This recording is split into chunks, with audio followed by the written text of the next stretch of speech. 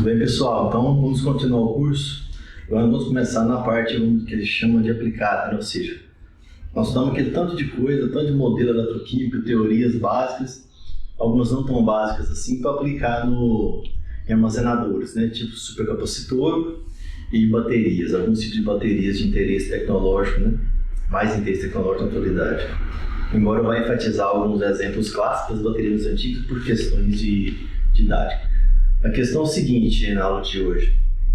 Vou começar, nós publicamos no nosso grupo de pesquisa alguns artigos, né, tentando, que a gente chama de boas práticas, tentando minimizar os erros da literatura. A partir dessa aula de hoje, vou começar a falar de o que nós tentamos fazer e alguns artigos que tem de revistas boas, que tem erros assim, muito grosseiros, que eu vou apontar, colocar aqui, para o aluno estudar em casa e ver, desenvolver uma visão bastante crítica da coisa. Que o aluno que é iniciante está naquela fase do aprendizado em que ele lê alguma coisa no artigo e ele não sabe se ele não entendeu porque ele não sabe ou se ele não entendeu porque está errado. E às vezes tem uma pessoa famosa no artigo e ele acha que ele está errado e às vezes a desconfiança dele está certa. Eu vou mostrar aqui que tem muita coisa errada na literatura. De bateria, nem tanto, mas de supercapacitor, a hora que vai para o supercapacitor, aí a coisa complica bastante, tá? Vou falando isso aos poucos hoje. E outro detalhe, na aula da ementa, algumas coisas que tiver faltando da aula 8, da aula 7, é porque eu vou complementar as teorias, eu achei melhor metodologicamente falando nisso, fazer isso, na discussão agora a partir de hoje. Então vai para o modelo de linha de transmissão de canal duplo, por exemplo, do grupo da Espanha, do Juan Bisquet. Eu vou falar de um artigo sobre Camoeda, que é mais didático, contextualização. Então algumas coisas que escapar lá da aula da ementa, que eu não vou regravar ela, porque eu vou inserir agora o tempo, tá? Primeira coisa, falando agora da parte aplicada, né? Até a aula passada, a última aula de impedância, de forma geral, é o meu conteúdo básico do curso que eu leciono desde 2009, que eu fui melhorando, igual eu contei para vocês, aprimorando as coisas até 2015, 2016, mais ou menos. O que eu vou falar da agora em diante, tem a parte aplicada, ela não é parte formal do meu curso, porque é uma parte que tem a ver com as dúvidas que eu tiro de alunos, de artigos que a gente publica, e especialmente desde que eu fui convidado a ser pesquisador visitante, colaborador na FEEC, na Faculdade de Engenharia Elétrica e Computação da Unicamp, né? No grupo do professor Hudson Zanin, onde eu faço, como sou membro da divisão AES, né, do CIMB, que é o Center for Innovation New Energies, que em português é Centro de Inovação de Novas Energias, né, da FAPESP Shell, né? Importante aqui, né?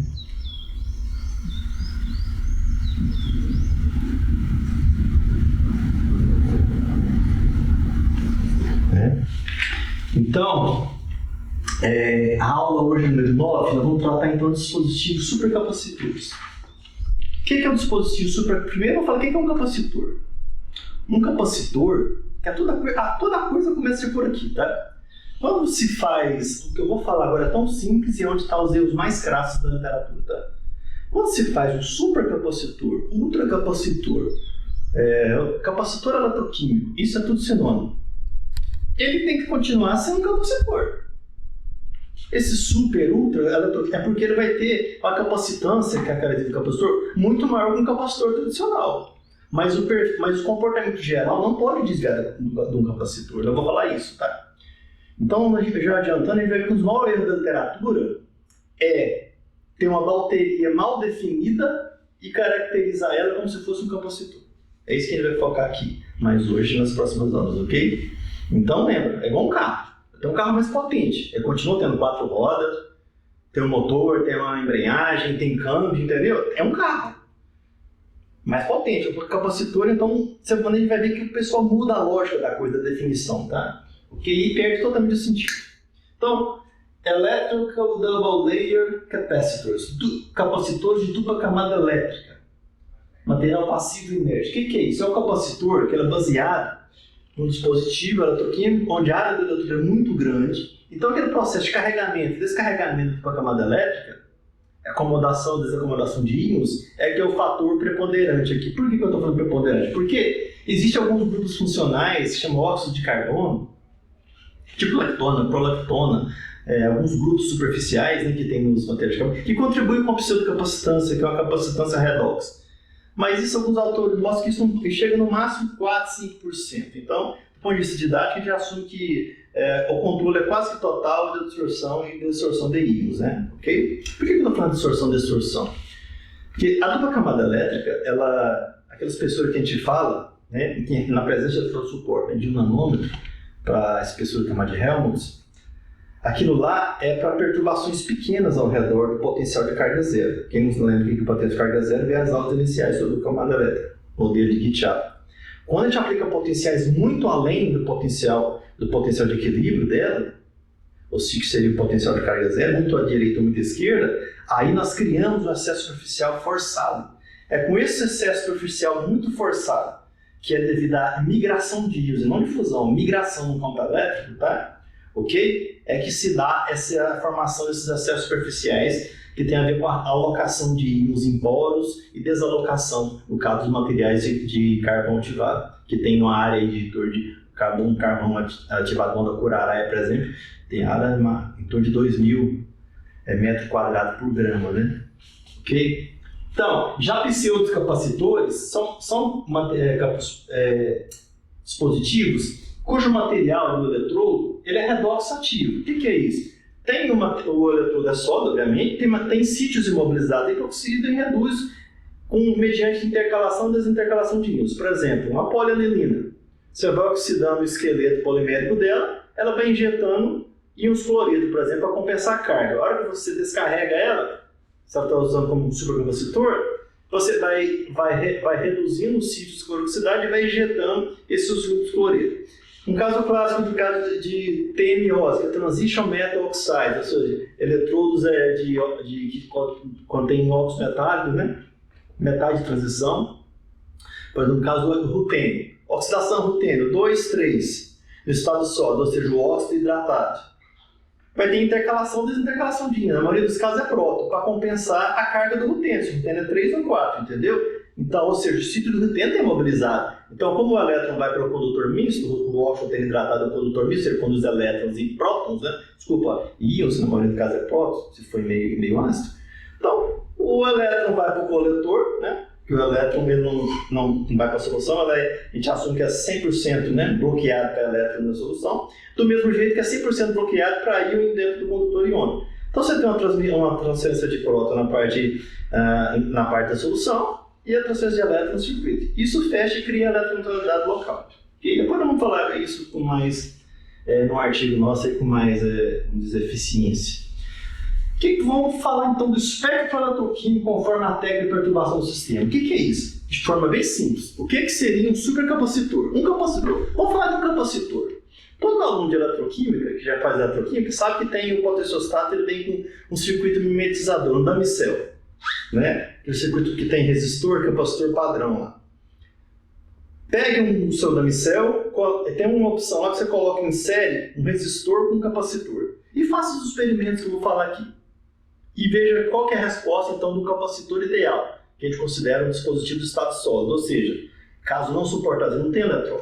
Ali é uma placa positiva, uma placa negativa separada com um dielétrico. Porque esse dielétrico pode ser desde um papel, nos casos mais antigos, até um óxido tipo NB2O5, óxido tântalo, material dielétrico bem dielétrico, né? Um vidro muito fino e por aí vai. Bom, ao que você fizer a voltametria cíclica, que é aquela varredura triangular de potencial, você vai ver no damicel, você vai ver que vai dar o quê? Um quadrado.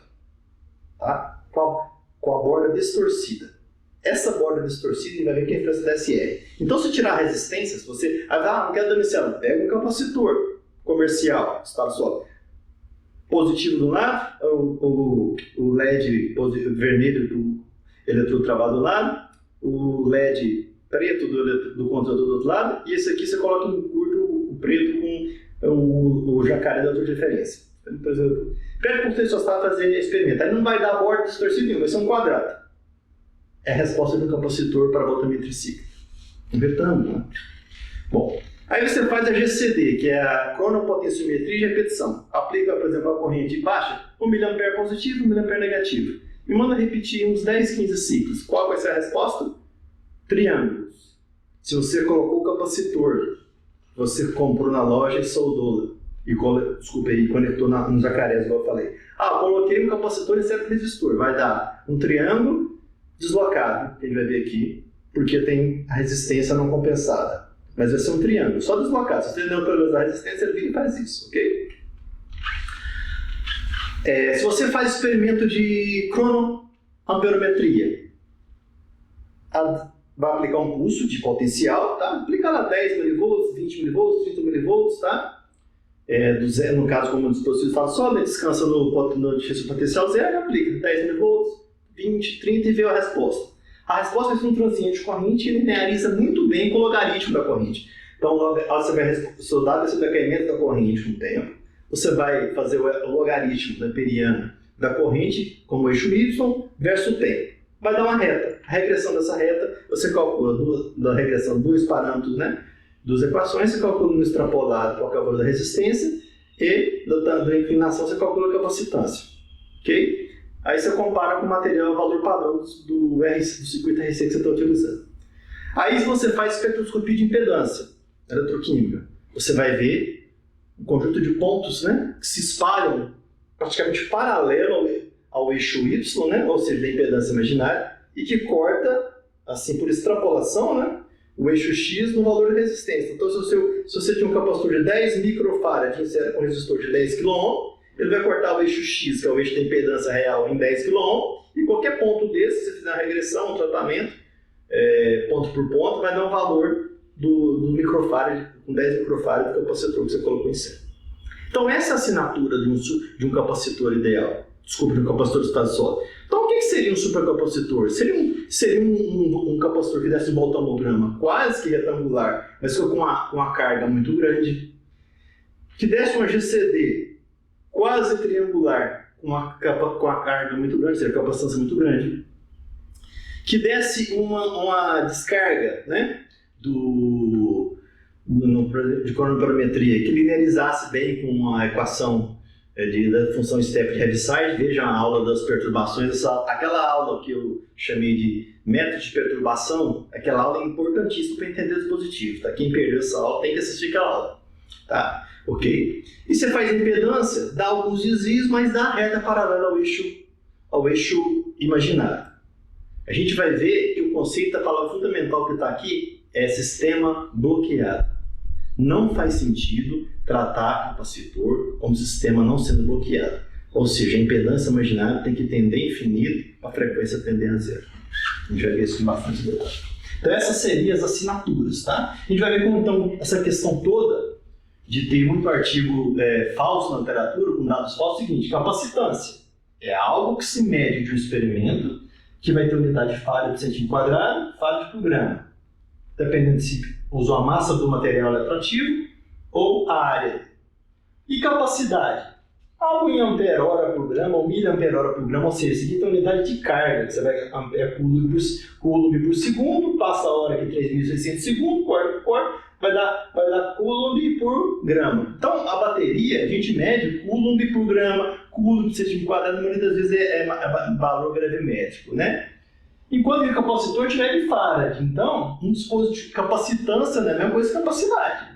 Então, se você pegar um dispositivo com a bateria mal comportada, igual eu falei nas aulas passadas, que tem uma inclinação baixa, no experimento de GCD, e tratar ela como um capacitor, ao você dividir a corrente por essa inclinação baixa, o valor da capacitância vai lá para as alturas. Você acha que esses artigos lá com capacidade de 1.500 farad, 2.000 farad por grama, e de um sistema que é bateria, não é capacitor. Porque vamos dar os exemplos depois e citar alguns artigos que fazem isso errado, tá? Ok?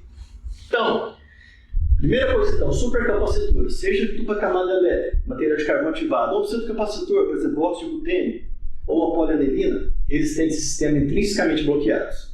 Não tem corrente de fuga, ok? Então, o elétron, qualquer técnica que você esteja estudando o sistema, o elétron não vai ultrapassar a dupla camada elétrica, ok? Certo? Aí gera polêmica. Nossa, mas você está precisando reduzir a polianilina, não precisa do capacitor e o butênio. Esse elétron é capturado pelo próprio material e vai para o circuito externo. Ele não transita do camada elétrica. Então, o que transita do camada elétrica é só o íon intercalante para compensar a carga do sítio que está imobilizado, ok? Que a gente vai ver muito depois. Tem tudo a ver com aquele tal de finite space warp que eu fiz na aula passada, tá? Ok? Bom, estude voltametria cíclica. Então, vou começar aqui, ó. A gente vai ver depois dessa aula que a coisa mais importante da voltametria cíclica vai ser estudar a dependência da carga voltamétrica, tá? Com a velocidade varredura do potencial. Isso dá informação muito grande para nós, tá? Tem a ver com a tal da retenção da capacitância. Já vi isso depois, tá? Lembrando que eu falei, o circuito canônico da eletroquímica é o circuito de Reynolds, né? Reynolds-Escher, ou seja, tem a resistência não compensada de solução. Vou fazer sempre 3 eletrodos por enquanto para ficar mais simples, tá? Tem a capacitância da camada elétrica, que fica sempre em paralelo com o ramo Faraday. Lembrando então que isso aqui é um ramo Faraday, né? Ok? Isso aqui é o nosso ZF, tá? Que é a resistência de transferência de carga em série com a resistência de suporte de massa. Mas, por definição, capacitor, supercapacitor, ultracapacitor, não importa o nome que usa, ele é bloqueado, a resistência de carga é infinita. Então, esse termo aqui, a corrente não transita nele. Então, o circuito, o supercapacitor, o canônico mais simplesinho que tem, é esse aqui, ó. Uma resistência não compensada, devido às várias resistências em série do sistema, vezes uma capacitância. A gente vai ver, como já adiantei em aulas passadas, que a pesquisa do supercapacitor é fazer sofisticação em cima desse elemento aqui, ó. Mas o circuito é esse aqui. Não faz o mínimo sentido falar isso aqui, ó. Ok? Aqui não tem bloqueio. Ok? A gente vai ver que em alguns casos, muito raro, faz sentido às vezes colocar em vez do Argo aqui o Finite Space Warp, porque o Finite Space Warp é intrinsecamente bloqueado. A gente tem que ter certeza que vai ter transporte de massa, tem que testar com outras técnicas. Senão isso pode ser mascarado, esse resultado, porque o Finite Space Warp é totalmente degenerado com a linha de transmissão, o feed da Levy. Então a gente tem que tomar muito cuidado com isso, tá? Vai ver isso depois. Dispositivo simétrico. O que é dispositivo simétrico? Você tem um eletrodo que tem 10 mg de carvão ativado, e o outro tem que ter 10 mg de carvão ativado, do mesmo tipo de carvão. O que acontece? Vou usar as palavras aqui que não são muito cientificamente corretas, mas são didáticas. A hora que você carrega um eletrodo, você acumula carga, por exemplo, você polariza tudo positivamente. Vamos aproximar daquela interface. O que acontece com o outro eletrodo? Ele está negativamente, o cátion aproxima dele, certo? Então o elétron vai fluir no circuito externo. Mas se um eletrodo tem mais carga que o outro, assim dizer, ele acumula mais carga na dada janela potencial, você põe lá 100 mg do mesmo carvão no eletrodo, e você coloca 10 mg no outro eletrodo, ou seja, um tem 10 vezes massa que o outro, e você está polarizando esse eletrodo de maior massa como sendo um eletrodo de trabalho, a hora que você carregar ele, vai ficar produzindo gás no outro eletrodo. Por quê? Essa carga, esse tanto de Coulomb que foi para lá, não vai ser acomodado para a camada elétrica. A janela de potencial, se você usar um bipotenciostato, daquele eletrodo tem massa pequena, ela aumenta, vai aumentando, até que ela pega o domínio e vai desprender hidrogênio. Se você fizer o inverso, aí você vai, o eletrodo de massa pequena, 10 mg, vai ser o eletrodo de trabalho. Aí você vai, carrega e descarrega. Aí você vai ter uma massa morta no outro eletrodo, vai ser subutilizado. Porque você vai ter muita massa lá, muito mais massa do que precisaria. Então o balanceamento de carga é muito importante para não ter a eletrólise, ok? Não ter a degradação do eletrólito, tá? Ok? Então o sistema simétrico é aqui, a carga que flui para o cátodo vai ter que ser igual à carga do anodo. Então como a gente trabalha com sistemas em termos de massa, uma carga, essa é a capacitância experimental, vezes a janela de potencial, isso aqui é experimento de 3 eletrodos, tá? Ok? Para determinar esses parâmetros, tá? Para poder conseguir fazer o balanceamento de carga e massa, ok? E aqui tem a massa do material que você põe. Então, você faz isso para um eletrodo e descobre, por exemplo, a 10 mg, né? Com a janela de 1 volt em água, né? Você descobre qual que é a capacitância atrás dessa carga aqui. Tá? Ou trabalha só em termos de carga, esquece a capacitância, tá? Lembrando que a capacitância, né? Aqui é sobre, tá? Ok? Bom, como é que você faz? Você integra o voltamograma, ela só quer a carga. Então você pega essa sua massa, 10 mg, a janela de tensão sua que não tem produção de hidrogênio nem oxigênio em meio aquoso, você integra o voltamograma na dada velocidade de varredura baixa, por exemplo, 5 mV por segundo, e determina a carga. Aí você faz a regra de 3. Opa, então qual que é a massa que eu tenho que ter? Aí dá para fazer isso. Então, relação massa, da massa, você descobre uma carga. E você descobre quanto você tem que pôr no outro eletrodo. Ok? Isso aqui é mais complicado quando a simetria, ela não é, vou falar da simetria, não é só geométrica, ela tem a ver com materiais diferentes. Então, nós podemos ter dois tipos de simetria. Geométrica, que a área do eletrodo é diferente do outro, porque eu pus uma massa diferente. E a eletroquímica, o que é isso? De um lado tem carvão ativado, do outro lado tem polanilina. Um dos eletrodos do material, outro do outro. Aí já começa a complicar as coisas, tá? Já começa a gente ver se vai ser supercapacitor mesmo, você vai entender sua bateria, alguma coisa, senão vamos falar isso depois, tá? Mas aí a gente já vai ter que fazer o experimento muito bem feito. Então, determinar a carga, qual que é a massa de polanilina que corresponde à massa de carvão ativado, para eu poder pôr o carvão tanto certinho para na carga e descarga, o tanto de coulomb de um eletrodo encaixar no outro, sem propiciar a degradação do eletrodo. Okay? A equação básica é essa daqui, ó. A massa de positivo e negativo, a capacitância de positivos, negativo e positivo, sua janela de potencial e outra janela de potencial. Certo? Então, o balanço de massa-carga. Isso tem muito. Se você põe a Symmetric Device, Charge, Balance na internet, no Google, vai aparecer um crédito de artigo sobre isso, ok? Então, o dispositivo simétrico, isso aqui é um sistema canônico para 3 eletrodos. Né? Você está estudando só o working eletrodo, né? Isso aqui seria um experimento com working eletrodo, né? Ok? Tanto é que, quando é 3 eletrodos, eu uso essa simbologia aqui, ó, resistência não compensada, o RS da solução.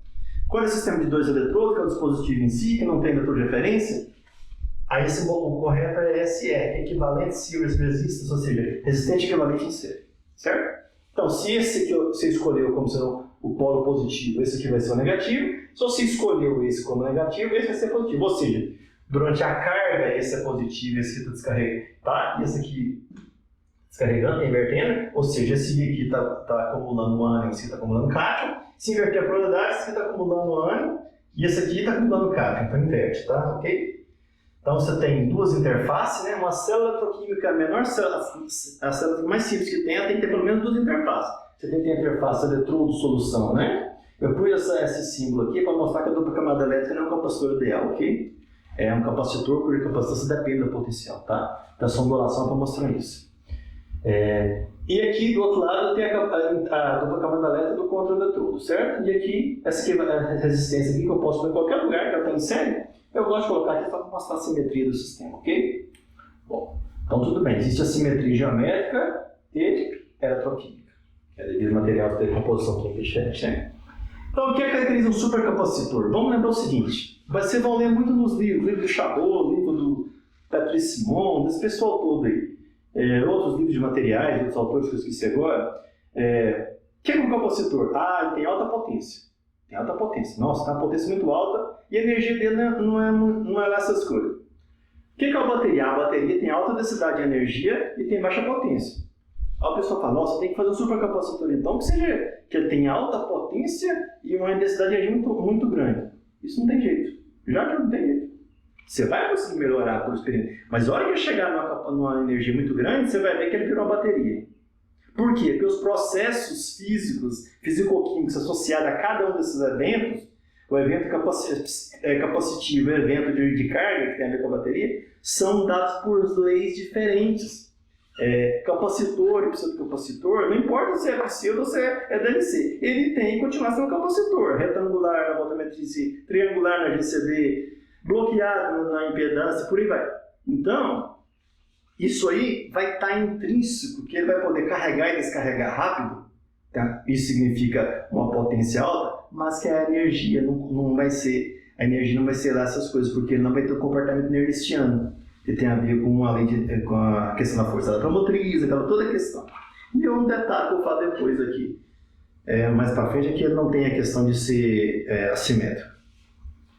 A bateria é diferente, você tem reação de oxirredução, na maioria dos casos tem difusão atrelada a isso, essa equilíbrio da espécie oxirreda na material, tem materiais envolvendo transição de fase, obedece à equação de Nernst, ela descarrega no potencial quase que constante, então vamos falar disso agora. Então não tem jeito, a gente vai ver depois, de um capacitor chegar muito próximo da bateria e a bateria chegar muito próximo do capacitor. Não é à toa que tem várias baterias chumbo-ácido mais modernas que tem um supercapacitor dentro dela. É um sistema híbrido, bateria com capacitor montado junto.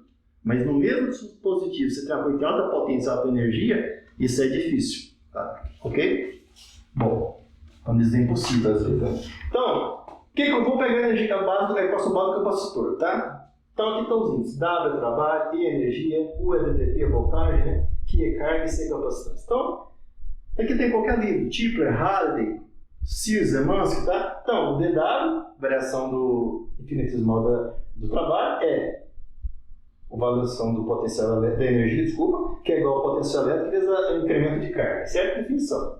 E U é igual a Q sobre C, porque C é Q sobre U, né? Ou seja, capacitância é carga por coulomb por volt, ok? Então, isolando aqui. Então, tem essa equação. Aqui que está o pulo do gato, ó.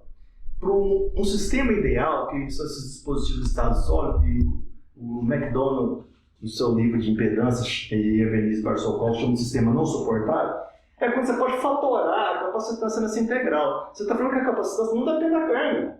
No final das contas, é ver que não depende da tensão. Então você fatora, ela é uma constante. Aí vai dar essa equação, que vai dar essa equação famosa, que tem muitos artigos de eletroquímica. C, que é a energia estocada no capacitor, é C igual ao quadrado sobre 2.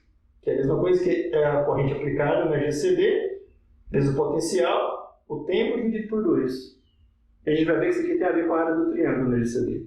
Então, isso aqui, essa equação sai de um caso idealizado de um dispositivo de estado sólido, onde eu pude fatorar, assumir que a capacitância não depende do processo de carga e descarga. Em capacitor eletroquímico isso não existe. Pode chegar próximo disso, mas totalmente isso aqui não existe. Isso aqui vai existir com o capacitor que você vai fazer o experimento da Messiel do potenciostático, ok? Bom, então vamos começar a revisar aqui. A previsão teórica, ideal versus real. Então, se você tiver um capacitor do estado sólido do experimento, botar uma para você vai ser um retângulo, ok? Um retângulo, tá? Se tivesse em solução aquosa, estou falando que você está fazendo dispositivo de estado sólido, né? Esse valor máximo aqui da voltagem, que é de 0 a um valor máximo, eu chamo Working Voltage Window, janela de funcionamento, né, potencial. A carga, se você coloca já, aqui tem um resistor em série, aí a borda distorce, porque eu vou mostrar depois com detalhe essas equações, tá? Embora eu já mostrei algumas delas na aula que eu te falei das técnicas de perturbação, tá? A borda distorce. Quanto maior for a resistência, mais é a borda. Então, se você colocar uma resistência muito grande, mesmo, vai dar uma reta aqui, ó. Que é a lei de Ohm, tá? Ok? Qual é a característica da reversibilidade que você pode ver da fotometria cíclica? A carga anódica, que é essa área abaixo da curva, tem que ser igual à carga catódica. Então, logo que você integra essa curva, a área de cima tem que ser igual à área de baixo. É um critério de reversibilidade para sistemas eletroquímicos. Obviamente, se fosse o estado sólido, vai dar 100% de reversibilidade. Agora, eletroquímico, se você tiver um material que degrada, não vai dar. Tá? Bom, e quando eu tenho material real, até carbono? Ah, o pessoal acha que essas ondulações só tem óxido. Não, tem carbono. Eu coloco um carbono também.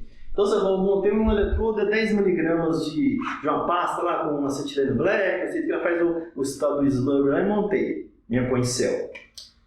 10 mg de um lado, separador, embebedado com um papel embebedado com o eletrodo, 10 mg do outro, prensou, montou o coincel, deu isso aqui, ó. Ah, não deu para duas ondulações. Isso aqui que é a oxidação dos grupos funcionais, ok?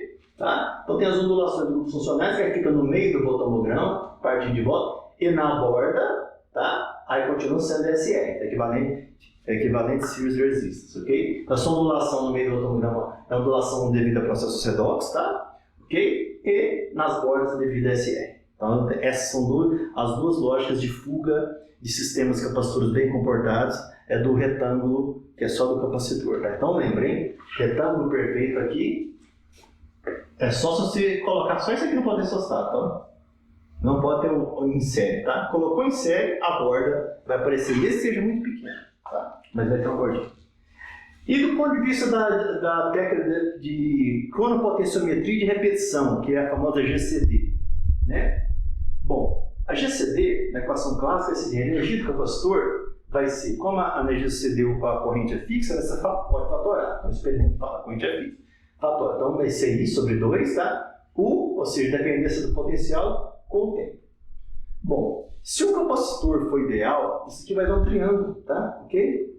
Que fala que a capacitância não depende do potencial, das condições de descargas, tá? Então seria isso aqui, essa linha azul tracejada seria um capacitor ideal, ok? E aqui obviamente teria uma linha azul subindo, né? Então eu subiria de forma aqui, ó. Tá difícil desenhar, mas subir de forma linear até aqui, né? A hora que você interrompe, inverte polaridade, tem um decréscimo abrupto aqui. Esse decréscimo abrupto vai ser alguns milivolts, vai ser a SR, equivalente Series Resistance. Ela manifesta aqui, tá? Quanto menor foi essa descontinuidade aqui, se é uma descontinuidade, né? Melhor seu dispositivo está montado, menor é SR dele, tá? Ok? Eu já vi casos que isso aqui é grande, tá? Tá assim, fica assim, ó. Ou seja, olha o tamanho da SR, é uma coisa gigante, tá? Coisa de 1, 2, 3 ohms, sistema mal montado, tá? Ok? Então nós vamos ver ao longo dessa aula que essa área abaixo da curva aqui é que tem a ver com a energia estocada, ok? E que a diferença entre essa área abaixo da curva e essa linha azul tem a ver com a dissipação de energia dentro do sistema, ou seja, com aquecimento, efeito Joule, perda de energia do sistema devido às resistências, não só equivalente em série, mas resistência dentro dos poros, com material poroso, resistência iônica, tá, do eletrólito. Então, a linha, a PSR, ela não causa o triângulo não causa ele ficar curvado. O que faz ele curvado é o acesso aos poros ser limitado. O que faz a SR é só deslocar a reta de decaimento, mas ela continua sendo reta, ok? Já vi isso depois com detalhe. Então, o capacitor, não ideal, vai ter o desvio do caso ideal, que é um triângulo. Então, na voltametria cíclica, o caso ideal é um retângulo. No caso da GCD, o caso ideal é um triângulo. Isso aqui é o caso ideal. O capacitor ideal na presença do SR. É uma reta perfeita na ida, uma reta perfeita na volta, com uma pequena descontinuidade aqui. A SR manifesta em dois lugares. Tá? Você aplica repentinamente a voltagem, dá a subida, sobe, e depois ela cai. Né? Então a SR é aqui e aqui. Mas por devido à precisão, já verificou que aqui é mais preciso de medida do que aqui, ok? Bom, então aqui ainda seria o tempo de carga, né? Até esse ponto aqui, e aqui descarga. Então, esse tempo até tem carga, e aqui depois a linha da crescente descarga, tá? Qual que é? Vamos confundir, não vamos confundir ideal e ideal com um SR, não, tá? É uma coisa da outra, tá? Por exemplo, ideal e SR igual a zero. A área vai ser a área de um triângulo, né? U vezes T dividido por 2, a área da base vezes a altura, né? Dividido por 2. Né? Metade da área de um quadrado, de um retângulo, desculpa, né? E no sistema real, a área ideal vai ser o T sobre 2. Só que esse valor, essa área abaixo da curva aqui, ó, ela vai ser menor que essa área que é do azul. Então, essa aqui seria a área dessa linha azul e essa vermelha a área abaixo da curva. Então, essa é a característica do sistema real. A área dele integrada ela vai ser diferente da área do triângulo, ok? A gente vai ver os desdobramentos disso depois. Lembrando que potência trabalha sobre tempo, né? Então vai ser a energia média, a potência média do dispositivo. Por que média? A gente vai ver que tem poros com diferentes asperidades. Né?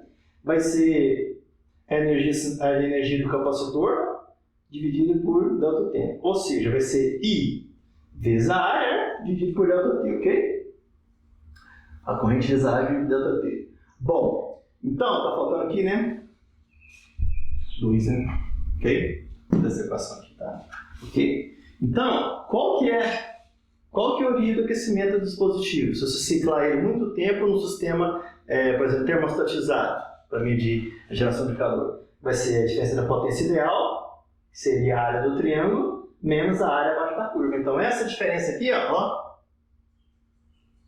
essa parte maciça aqui, ó, vai ser a energia que vai ser dissipada dentro do dispositivo, aquecendo ele devido às resistências internas. Né? Ok? Um detalhe muito importante. Muitos alunos, eu já vi em artigo também encerrado, acham que a SR contempla a resistência dos íons dentro dos poros. Não. A resistência SR, ela mede, em termos de eletrólito, o eletrólito que está da boca do poro para o bulk do eletrólito. Por um motivo muito simples que eu falo depois, que como eu vou falar aqui, pode adiantar que é mais rápido, já que ele falou um pouquinho de pedaço. Em 100 kHz, a onda senoidal praticamente não penetra em furo algum, tá? Para a teoria de Levy. Então ela morre na boca do poro, tá? Ela não sensibiliza dentro do poro, tá? No queda de tensão do poro, no média resistência. Na GCD, quando você inverte rápido a polaridade, é a mesma coisa, a inversão foi muito rápida, não dá prazo da onda de corrente que você está aplicando, onda quadrada de corrente, penetrar dentro do eletrodo. Vamos discutir isso muito depois. dentro do eletrodo confinado em poro, fica na boca do poro. E a voltametria-ciclo é a mesma coisa. Então, o que acontece? A voltametria-ciclo, ainda assim, vai mostrar que ela tem um caso assim. Se a velocidade for baixa, penetra. Se for alta demais, fica da boca do poro. A gente vai discutir isso depois. Então, muito cuidado com isso. Mas do ponto de vista mais formal, que definir SE como sendo a resistência real no plano complexo, medida em 100 kHz, não inclui nada de poro. Ok? É só o eletrólito de bulk, mais as soldas, as conexões e por aí vai, tá? Então, muito importante. A gente vai falar disso depois, tá? Ok? E cronometrometria? Bom, cronometrometria é o seguinte, né? A gente sabe que o sistema ideal, que esse circuito aqui RC, ele tem a característica que é corrente, né? Vai ser uma constante, tá? ESP de menos T sobre tal, tal constante do sistema. Onde a gente vai ver que zero, né? É o que? É o delta E step, né? De Heaviside, dividido para resistência ômica, tá? Ok? A gente viu isso nas aulas lá que eu falei das funções de perturbação, né?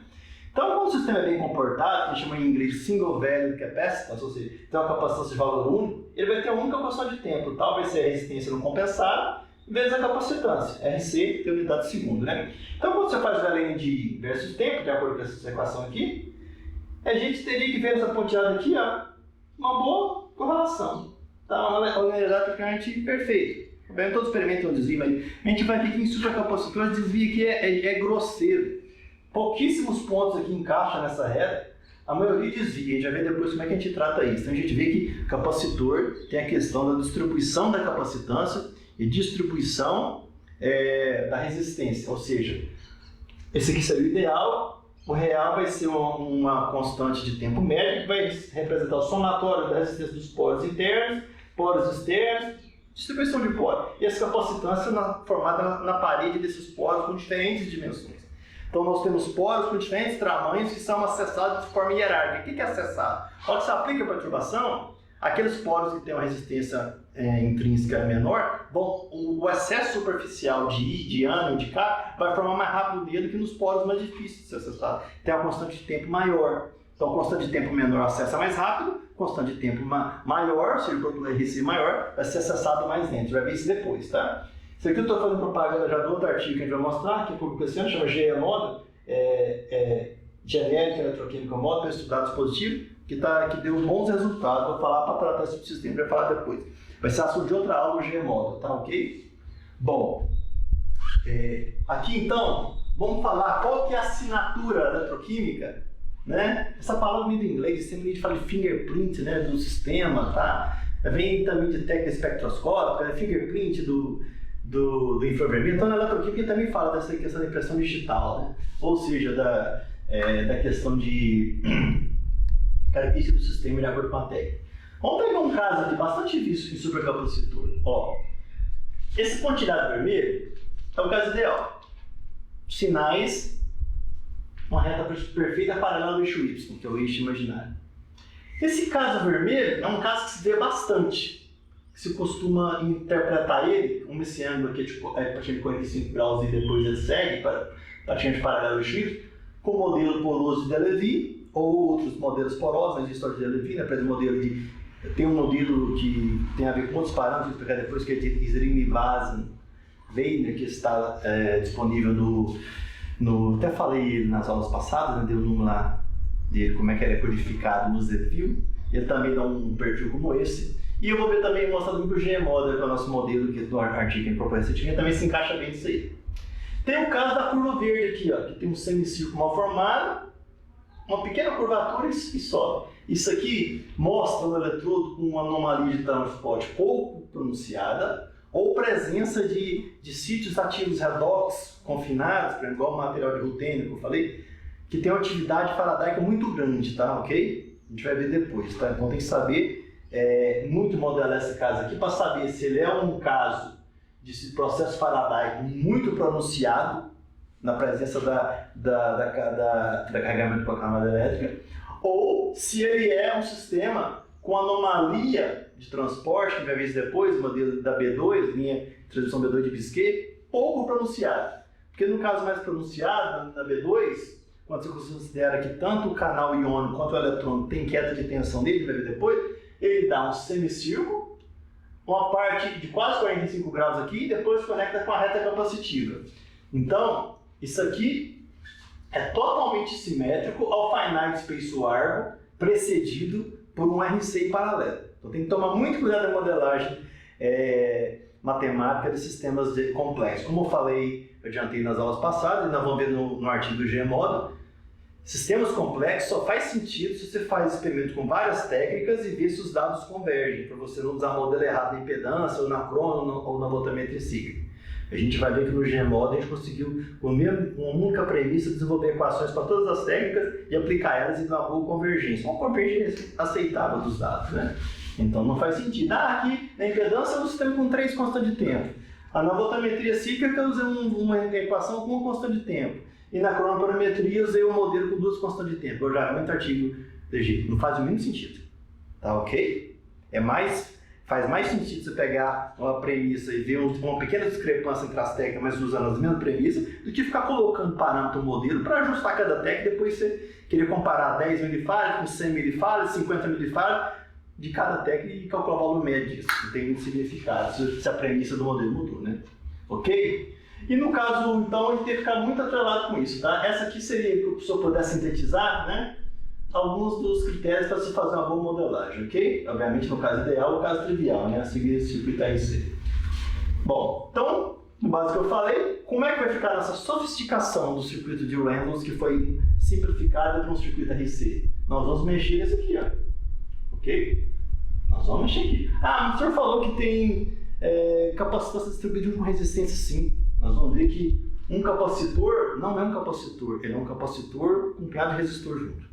Do mesmo jeito que 2 fios em paralelo, indo longe, no modelo de transmissão não são 2 fios, são uma combinação de capacitor, indutor e resistor, a gente vai ver que um capacitor, supercapacitor, não é só um supercapacitor, ele vai gastar mais de um resistor, mais um capacitor teórico para mimetizar o comportamento real de um supercapacitor, ou seja, capacitor eletroquímico.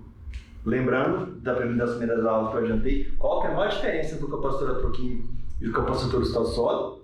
O único transportador de carga no dispositivo do estado sólido, que são os casos não suportados, é o elétron. Então você tem no eletrodo positivo a deficiência de elétron, que a gente chama de buraco, e no eletrodo negativo é excesso de elétron, que a gente chama excesso, obviamente, de elétron, né? Que vai se contrabalançar com caixa íon na interface para ter eletromotilidade local. Em supercapacitor, ou seja, capacitor eletroquímico, não, a gente vai ter o quê? Íons. Então, de um lado, vai ter o elétron, obviamente, o excesso de elétron, e o íon vai bem contrabalancear. Não vai ser um buraco, porque na armadura dos capacitores, você tem excesso de elétron aqui, buraco de cá, ou buraco de cá, desculpa, excesso aqui, buraco do outro lado. E assim vai alternando a carga e descarga. Eletroquímica não, você tem duas interfaces, né? Dupla camada elétrica, elétron, excesso de elétron, cátion, deficiência de elétron, ânion. E isso vai dar um problema, porque a difusão de íons, a maioria é da ordem de 10 a menos 5 centímetro quadrado por segundo, e elétron em torno de 180 a 240 centímetros quadrados por segundo, de acordo com os dados revelados para condutores metálicos. Então, o transporte migracional, mesmo tendo 1 mol por litro lá de eletrodo de suporte, o transporte migracional é a etapa determinante da velocidade para a equação de continuidade. O que é isso? Para ter a continuidade no circuito todo, não é uma transferência do elétrico que vai controlar isso, vai ser do íon. Essa que é a grande diferença do ponto de vista de transporte entre supercapacitor e capacitor de estado sólido. E outra coisa, obviamente, né? Além disso, aí tudo reflete que tem efeitos histéricos, né? Então, enquanto que os elétrons eles se arrumam, vão se distribuir praticamente sobre toda a superfície de um grão de carvão ativado, do outro lado da solução, aí tem os volumes, né, do íon solfatado que vai encaixar ali para contrabalancear aquilo. E aí tem problema de esterese, vai ver um monte de coisa, ok? Bom, vamos então continuar no assunto. O que caracteriza um dispositivo como sendo uma bateria? Vamos começar. Primeiro, bateria tem a reação do anodo e do cátodo que se separa em semi-reações. Então, a gente tem intrinsecamente na bateria uma simetria eletroquímica. Ou seja, o processo que ocorre no cátodo não é o mesmo que ocorre no anodo. Enquanto que no capacitor simétrico é a mesma coisa que acontece no cátodo e anodo. Se você tem um anodo de carvão de um lado, carvão do outro, é só deficiência ou acúmulo de carga. Só isso. Não tem assimetria, né, eletroquímica. Aqui tem. Você tem semi-reações diferentes. Então, aí, para chumbo ácido, por exemplo, de um lado você tem um depósito de chumbo metálico, do outro você tem a formação do PbO2. Reações diferentes. Já vai mudando abruptamente as coisas. Essas reações diferentes vão responder à lei de Nernst, ou seja, vai ter uma interpretação termodinâmica. A gente não tem interpretação termodinâmica de Nernst para capacitor do estado sólido, faz sentido. Lá você pode aplicar termodinâmica para estudar, mas em outras equações, não de Nernst. Tá? Carga e descarga rápidas, no caso de bateria, se você forçar uma drenagem de corrente alta e baixa, num experimento de GCD, você vai forçar o que chama de descarga profunda. E isso detona a maioria das baterias. Em cada bateria de chumbo ácido, você gera uma camada ali de sulfato de chumbo tão grossa que depois fica irreversível desformar ela na varredura de volta. E aí, você detona a bateria. Então, a bateria, 5 mil ciclos, 10 mil ciclos, capacitor, 200 mil, 300 mil ciclos. Por quê? Não tem reação química praticamente, a não ser que aqueles grupos funcionais que eu falei. Então o processo da ida é igual ao da volta, é totalmente reversível. Na bateria não, você tem cinéticas de reações do cátodo e do anôdo que são diferentes, então uma é mais reversível que a outra, com a ciclagem vai perdendo material ou formando outros compostos ali que são isolantes, é mais complicado. Então até a bateria de lítio, que é uma bateria muito bem comportada, você não vai chegar, ela nunca vai ter nem um décimo da ciclagem de um supercapacitor na máxima. Entendeu? Bom, então esse é um dos preços que se pagam para ter uma alta energia, tá? E outra coisa, como é que fica a impressão digital então? Vou falar agora. Capacitor, nós tínhamos um retângulo. Bateria, os materiais de bateria dão picos, por quê? A gente tem muito claramente os picos de oxidação. Você vai ser mais largo, mais estreito, pouco importa. Mas tem picos no material. Quando você pega um sistema de 3 eletrodos, faz o estudo do dispositivo, você vai ver que ele é mais parecido com isso aqui, ó. Então você tem zonas de pico. O que significa isso? Que você tem uma capacitância escondida aqui dentro do camada elétrica, formando uma corrente de fundo aqui. Em cima dessa carga e descarga para a camada elétrica, você tem a oxidação das espécies eletroativas da bateria. Porque não existe bateria que não tem espécie eletroativa. Então o capacitor, supercapacitor, pode ou não ter espécie eletroativa. Supercapacitor pode ou não. Bateria tem que ter, senão não é bateria. Então é bem gritante essa diferença. Outra coisa, GCD, experimento cronoamperométrico de repetição. Desculpa, cronopotenciométrico. Ela vai ter patamares, porque para baixo do valor do state of charge, que o pessoal apelido de SOC, né? Que tem a ver com o consumo do material, a porcentagem do consumo do material eletroativo, né? Então, se você está lá, por exemplo, até 80%, não consumiu tudo, vai estar aqui, você vai parar o experimento aqui, ó. Então, ela carregou e descarregou com pequenas variações do potencial. Essa característica da bateria não é triangular, é quase que um patamar, porque obedece a equação de Nernst. A equação de Nernst, só quando a razão da atividade das espécies oxirredes varia demais, é que vai ter um decrescimento abrupto, uma subida abrupta aqui. Se a variação for pequena, a variação do potencial aqui é pequena, de acordo com o Nernst, porque é logarítmica. A logaritmo da atividade da espécie oxidada é reduzida. Então a gente tem que ver. Então, se o sistema, se você não está em um caso muito extremo, a gente fala brincando que a bateria vai rodar próximo da força eletromotriz, a menos que você drene uma corrente muito grande, né? Então, para correntes drenadas aceitáveis, a bateria vai descarregar um pouco abaixo da força eletromotriz e carregar um pouco acima da eletromotriz para vencer a produção de entropia devido às resistências, né? Deixa eu ver isso depois. Impedância. Baterias que não são de intercalação, a maioria delas tem esse espectro aqui, ó, vermelho, ó. Ou seja, tem uma parte faradaica aqui, um transporte de massa aqui, que curva aqui, ou seja, isso aqui mimetiza o nosso, em vários casos, finite length warp, tá? Ok? E outras de intercalação, né? Porque a bateria de intercalação é baterias que têm oxidação de material que não é solúvel, que oxida em sítios imobilizados, né? Essa que é a palavra, sítios imobilizados, que tem a ver com intercala material, ela se comporta como um capacitor nas baixas frequências. Isso aqui causa uma confusão muito grande, tá? Ok? O pessoal às vezes, por que ela causa uma confusão muito grande? Porque aí o capacitor tem a resposta parecida com essa. Vamos comparar aqui, ó, tá? Esse caso aqui. Só que esse ângulo aqui de quase 45 é devido à porosidade, é uma linha de transmissão porosa. Efeito geométrico de poro, acessibilidade de poro, queda de tensão dentro de poro. Essa curvatura de quase 45 graus é de fusão linear finita na barreira, que tem a ver com a espessura do material eletroativo, se for totalmente homogêneo, ok? Então aqui tem a ver com difusão no estado sólido, semissólido, vamos assim dizer, fala condutor misto, né? E aqui tem a ver com penetração de onda oscilante dentro de buracos, vamos assim dizer.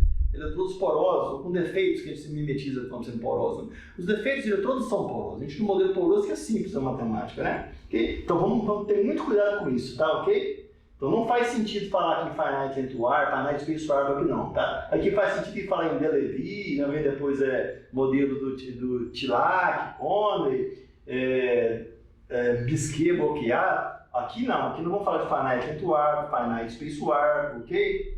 Então esse aqui seria um caso de finite space wire, tá? Ok?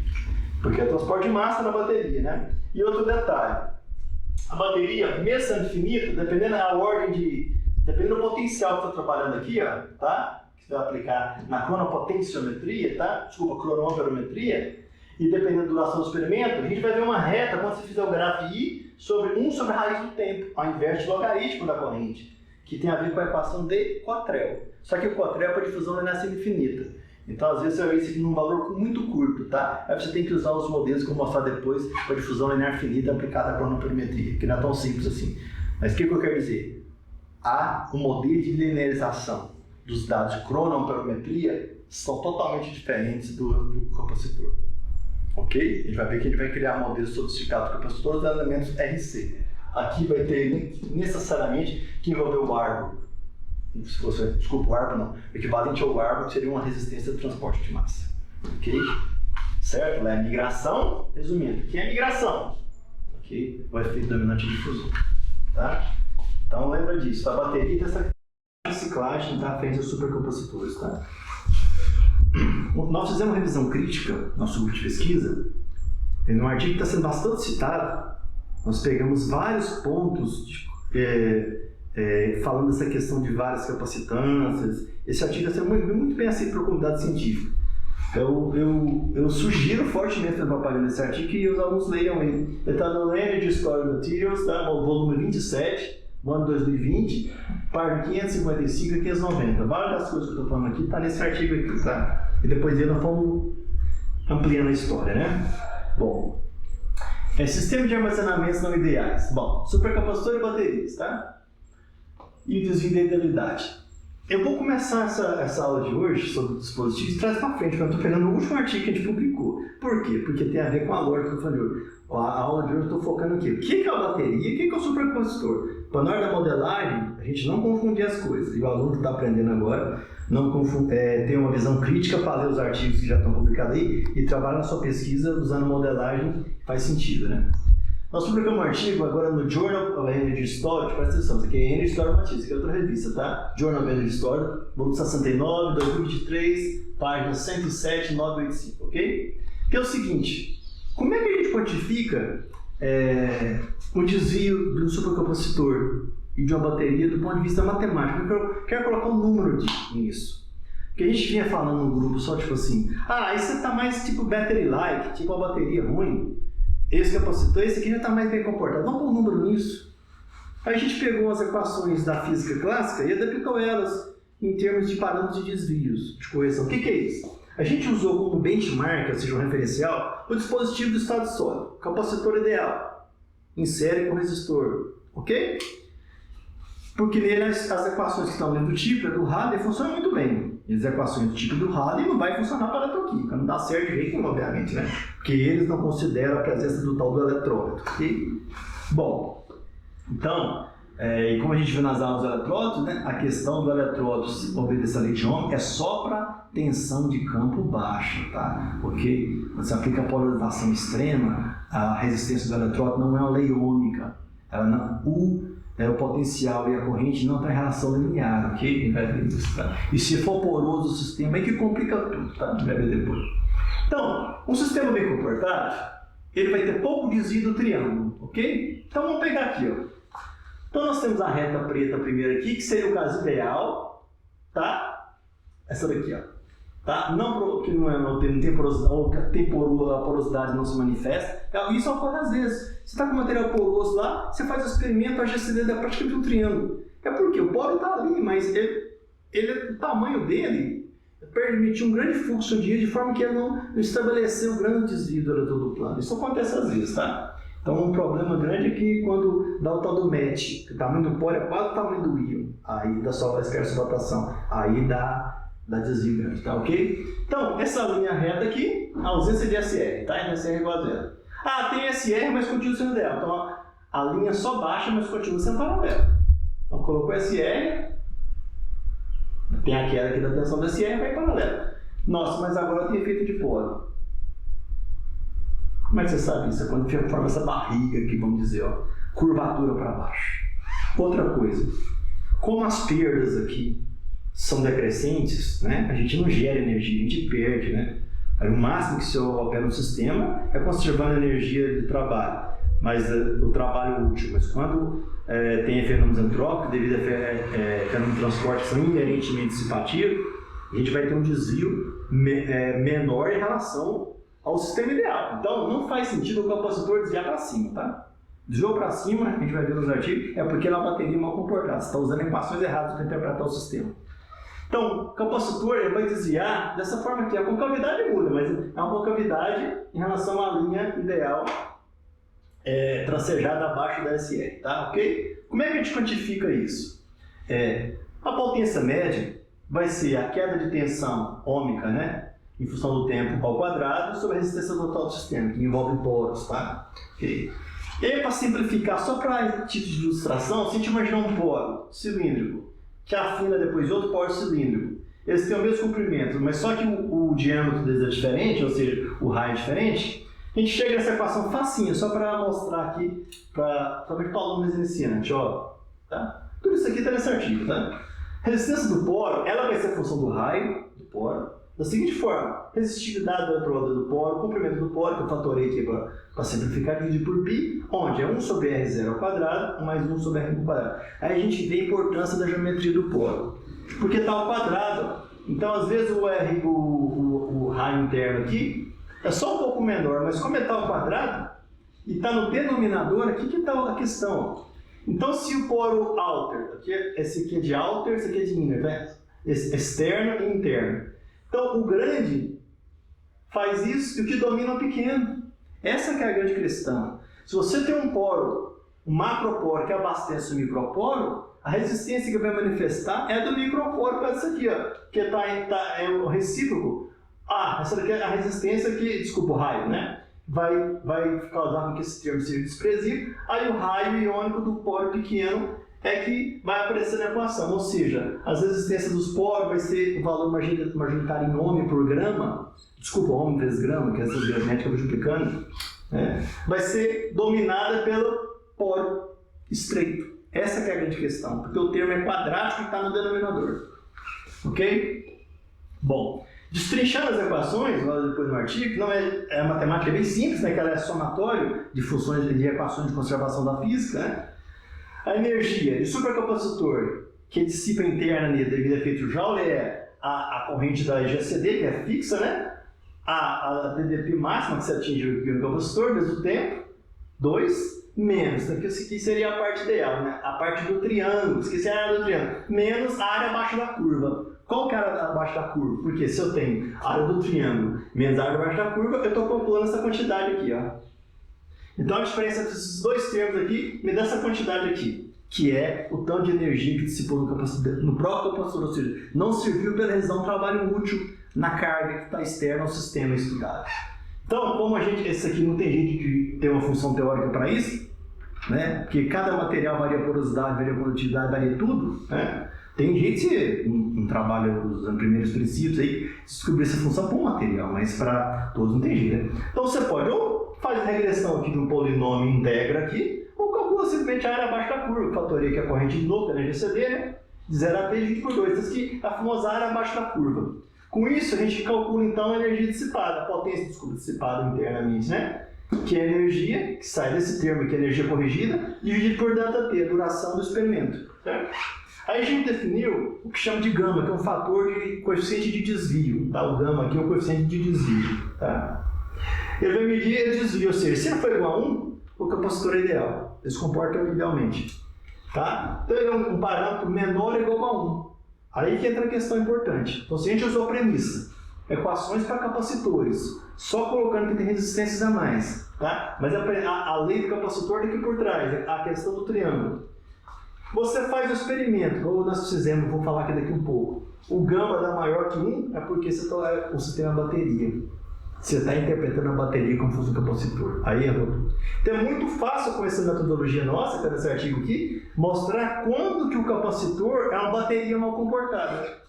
Ou como dizia o professor Brian Conner, seu capacitor é uma bateria mal feita, que não serve para nada. Uma vez eu vi ele falando no congresso no ISE que teve em Água de São Pedro em 2003, se não estou enganado. O professor Conner falou isso. Bom, então, a desvio é menor que 1, né? Se for maior que 1 é porque você errou o modelo. Porque não, senão você está furando a lei da conservação da energia, né? Que ninguém nunca conseguiu furar. Então o modelo está errado, né? Ou seja, tem que mudar para a bateria. Bom, então, qual seria então a energia real que o capacitor entrega, para assim dizer, para a carga que é externa a ele, para realizar um trabalho útil, né? É a parte ideal, né? Que é simplesmente a área do triângulo. Como é que você faz isso? Isso é simples. Você conecta o primeiro ponto experimental seu, no último ponto experimental, não importa que curva aconteceu aqui, traça no origem, por exemplo, a reta e integra, certo? Ou como eu falei, pega o polinômio da curva e integra. E subtrai e multiplica pelo gama, certo? Aí nós vamos ter então a energia corrigida, né? E aqui a potência corrigida, ok? Só para título de curiosidade, nesse artigo nosso, caracterizamos vários dispositivos, capacitores e baterias, né? Usando esse tratamento teórico aqui. Nós observamos desvios para supercapacitores muito grandes, ó, tanto negativo, presta atenção, que é o que se espera, né? Valor menor que 1, pelo 0,8, 20% de desvio em relação ao valor ideal, né? Que é algo muito considerável. E isso, obtivemos isso aqui também, ó. Um valor de 1,55, ou seja, é uma bateria mal comportada. Que tinha um óxido de metal lá, daqueles que não dá o perfil retangular, dá o perfil com pico ali. E aí aparece a verdade aqui, ó. Deu um valor maior que 1. Então, na verdade, como as premissas aqui são de capacitores, o gama maior que 1 significa que usou o modelo errado, ou seja, isso aqui não pode ser interpretado como um capacitor, supercapacitor. É uma bateria mal comportada. Certo? E como é que fica então o gráfico de Ragone? Agora é a grande questão. É muito famoso na área de armazenador o teorema de máxima transferência da potência, né? O que ele faz de forma breve? A potência máxima transferida, no caso do dispositivo aqui é o supercapacitor, né? Para a carga, o load, né, externo, a resistência da carga ser igual à resistência interna do dispositivo. Então está assim, ó, no livro. Potência, né? O PL, né? Ok? O dispositivo vai ser o load, né? PL, potência do load é igual ao G, que é do dispositivo ao quadrado, vezes RL, que é do load, dividido por RG, que é do dispositivo, mais RL ao quadrado. Então, na nossa simbologia ficaria isso aqui, ó. Então, para entender um dispositivo real, supercapacitor em termos desse teorema, tem que agora pensar nesse tipo de equação aqui, ó, onde vai entrar aqui resistências médias, que não é só SR, a maioria dos tratamentos de supercapacitor que eu já vi usando o teorema de máxima de potência só inclui a SR. Aqui vai ter que entrar a perda interna por dissipação de efeito Joule devido à resistência dos poros, que depois eu vou falar na próxima aula como é que a gente calcula isso, ok? Tá? Mais a do load, ou seja, vai ter que pensar nessa queda de tensão também que não é linear, tá? Então a coisa complica totalmente, porque nós estamos saindo do mundo do resistor, do capacitor padrão, que só tem elétron, acumulando, desacumulando, e indo para o resistor, o capacitor eletroquímico, que tem íons dissoltos, que tem poros, que tem efeito estérico, por aí vai, tá? Ok? Então tem que pensar sobre isso, dá para publicar um artigo sobre isso, ou até mais de um, né? E baterias? Qual que é a assinatura da bateria que nesse artigo que a gente modelou? A bateria, a equação dela é de um quadrado, enquanto que a equação de um capacitor, né, ela é de um triângulo, certo? Então a bateria ideal, o que é isso? Como é que você vai ver a bateria? Primeira coisa, a bateria, se você drenar a corrente muito baixa dela, ela vai descarregar um potencial aqui, quase constante, né? Okay? Estou drenando uma corrente muito pequena. Depois aqui só para... Né? Essa corrente muito pequena, eu não sei o tempo que vai estar aqui, tá ok? À medida que você vai aumentando a corrente de drenagem da bateria na descarga, ela vai fazendo isso aqui, ó. A gente vai ver depois que essa primeira queda aqui, ainda vamos especificar isso aqui tudo em outras aulas, tá? Isso aqui tem a ver com ativação cinética, tá? Butler-Ballmer de Grus, tá? Corrente de troca, resistência terceira de carga, essas coisas, tá associado aqui. Essa outra parte aqui é um controle resistivo, tá? O SR generalizada, tá? Que a gente vai ver que também tem um caso de poro aqui. E essa parte aqui, essa queda abrupta, é porque o material está acabando, né? Você está indo na descarga profunda, é a parte de transporte de massa. A gente vai ver a modelagem disso aqui usando o modelo básico de box, às vezes ele é base depois, tá? Essa bateria é bem comportada. Então a bateria ela descarrega, tá? Um pouco abaixo da potencial da FEM, e se ela fosse carregar, estaria aqui, ó. Certo? Desse jeito, tá? E a bateria mal comportada? Dei um exemplo assim, bem gigante aqui, né? Então a bateria ideal está aí, né? Se eu drenar uma corrente baixa dela, vai ser uma coisa bem próxima aqui, tá? E o capacitor ideal é aquele que é um triângulo. Então o que seria a bateria mal comportada? Lembra, o capacitor desvia para baixo do triângulo. A bateria mal comportada desvia abaixo do retângulo. Porque se já acima do retângulo, está inventando energia, está criando energia, né? Então eu peguei esse caso aqui, ó, tá? Se isso aqui fosse aqui, ó, tudo bem, a bateria desvia. Mas quando começa, quando nós já vimos, decai linearmente, depois forma um patamar aqui, decai abrupto, chega num regime que você não consegue mais saber se é uma bateria ou se é um misto híbrido de capacitor e bateria que não tem utilidade alguma. Por que não tem utilidade alguma? Vamos lembrar, por que a bateria bem comportada, que tem utilidade prática? Ela tem que ter alta densidade de energia, né? Tinha o supercapacitor bom, alta densidade de potência. Isso aqui não vai ter nem alta densidade de energia, porque a área abaixo da curva aqui é muito menor que a área do retângulo, e não vai ter potência. Por quê? A área dele é muito maior que a do triângulo, tá? Porque é o triângulo que caracteriza o capacitor a ter uma carga de descarga rápida, então ele tem potência alta. E é o quase patamar aqui da bateria, que tem a ver com a equação de inércia, que caracteriza a bateria ter uma densidade de energia alta. Então não é uma coisa nem outra. Escreve aqui, ó, é mal definido. Por quê? Ele tem pouca utilidade prática, porque se você tem um sistema desse, a energia dele é muito menor que a da bateria. Então você não tem ganhos em relação a usar uma bateria normal. E a potência é muito menor que a do supercapacitor. Então, não é bateria, que é a área do quadrado é muito menor que a área da curva pontuada, tá? Quadrado, a área aqui, né? Você vai fazer sentido, né? Ok? Então, desculpa, aqui tá errado, tá? Ao contrário, né? A área do quadrado é muito maior que a área da curva pontuada, tá? Ok? E não é um capacitor, porque a área da curva pontuada é muito maior do que a área do quadrado, a área do triângulo, entendeu? Ele tá aqui. Então, se for interpretar ele como um capacitor, opa, tá inventando, vai dar energia maior que o do caso ideal. Não tem, além de não ter efeito dissipativo, está criando energia, então não faz sentido. Interpreta na forma de bateria, a energia vai ser muito menor que a do retângulo, então não faz sentido algum, certo? Bom, então a bateria ideal, ela vai ser a corrente da GCD vezes a tensão vezes o tempo, né? Então, fatorando, nesse caso aqui, vai ser, do ponto de vista gráfico, que ele mostrou nesse artigo, é a corrente aplicada vezes a área do quadrado, certo? Então, o caso ideal, tá? Ok? Drenagem de uma corrente baixa, muito baixa, em relação à energia total da bateria, tá? Vai variar a partir de 1% ou menos do state of charge, tá? No experimento. E uma bateria real? A bateria real, essa aqui obedece, do ponto de vista básico, essa equação aqui. Agora sim, a bateria, por que os desvios dela são mais complicados? A bateria real, ela é a tensão zero, que é na corrente tendendo a zero, que seria condição de potencial de voltagem de circuito aberto, que tem a ver com a força da automotriz da bateria, né? Ou seja, uma carga estacionária.